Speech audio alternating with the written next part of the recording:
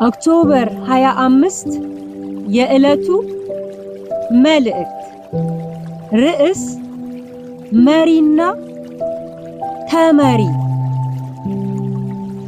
በእግዚአብሔር መንፈስ የሚመሩ ሁሉ እነዚህ የእግዚአብሔር ልጆች ናቸውና። ሮሜ ምዕራፍ 8 ቁጥር 14።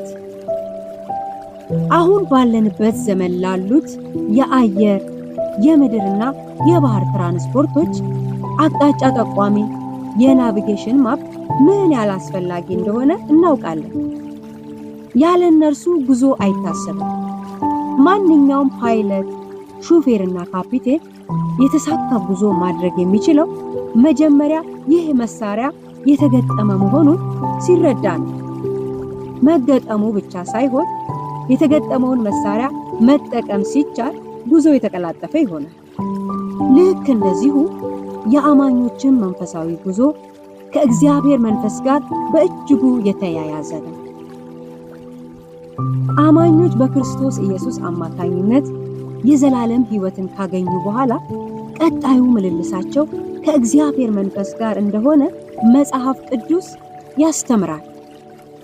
ምክንያቱም መንፈስ ቅዱስ ወደ ምድር የመጣው በአማኞች ውስጥ ማደሪያውን ሊያደርግ፣ ክርስቶስን ሊያከብር፣ አማኞች ታላቁን ተልእኮ እንዲፈጽሙ ኃይልን ሊሰጥ፣ ወደ እውነት ሁሉ ሊመራ፣ ፍሬ እንዲያፈሩ ሊያግዝ፣ በሚያጋጥማቸው መከራ ሊያጸናና ሊያጽናና፣ የጸጋ ስጦታዎችን ሊሰጥ፣ ለክርስቶስ ዳግም ምጽአት ቤተ ክርስቲያንን ሊያዘጋጅና ለዘርፈ ብዙ አገልግሎት ነው። እንግዲህ አምላክ የሆነው መንፈስ ቅዱስ ማደሪያውን በእኛ ማድረጉ እግዚአብሔር ከአማኞች ጋር ምን ያህል የተወደደ ኅብረት እንደሚፈልግ ያሳያል። ይህ አምላክ ከእኛ ጋር በእንደዚህ መልኩ ኅብረታችንን ደማቅ ሊያደርገው ሲወድ፣ እኛ ደግሞ ለመንፈስ ቅዱስ ዕውቅና መስጠት፣ ድምፁን መስማትና ምሪቱን መቀበል ይገባናል። መንፈስ ቅዱስን ለአገልግሎት ጊዜ ብቻ ከመፈለግ አስተሳሰብ መውጣትም ይገባል። መንፈስ ቅዱስ የአገልግሎትና የፕሮግራሞቻችን አድማቂና አድናቂ ሳይሆን የሕይወታችን መሪ ነው።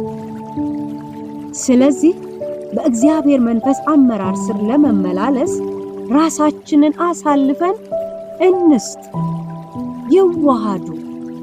መሪና ተመሪ